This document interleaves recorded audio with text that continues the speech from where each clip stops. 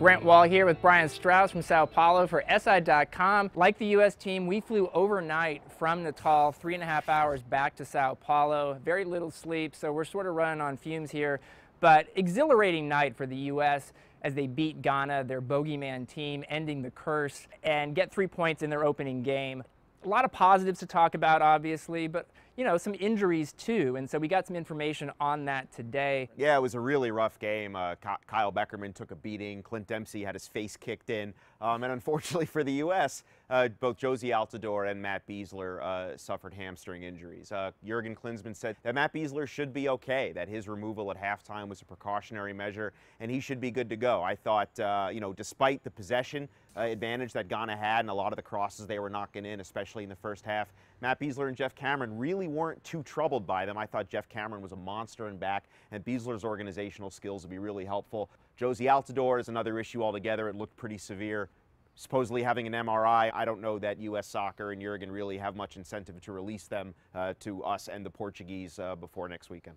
So looking at how the U.S. might deal with the fact that Altidore has a decent chance of not playing against Portugal, Aaron Johansson came into that game as a replacement for him against Ghana, and not a huge impact on the game. It makes you wonder a little bit, what might Klinsmann do against Portugal? Is there any chance he might change things up?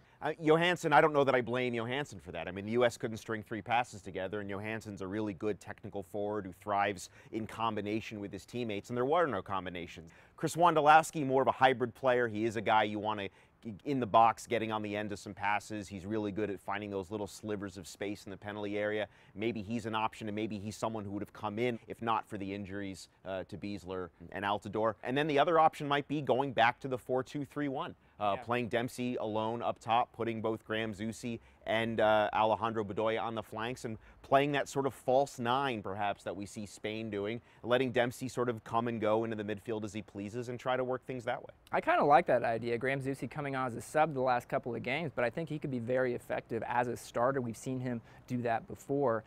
You look also at just kind of the overall mood, I think, was very positive with the U.S. team. They got 3 points, and yet they also noted that they did it without playing their best soccer. There can be a lot of improvement between now and the Portugal game. You look at Michael Bradley, actually had one of his not good games for the U.S., which is very rare, especially recently. But you look at the U.S., what are some of the other areas where you think improvement could be had? In holding and keeping the ball. It's that simple. I mean, they lost the possession battle to Ghana by a considerable margin. They realize now, start with rhythm, start with simple passes, run for each other in midfield. Michael Bradley's simply going to have to be more precise. They just count on him too much. They know that they need to get better. And on the positive side, and Klinsmann always likes to find it, having your most important player not play his best game, fail to hold the ball, and still get 3 points, there's a lot to sort of look ahead and say, you know, we have 3 points in the bank and we can still get better as this tournament goes.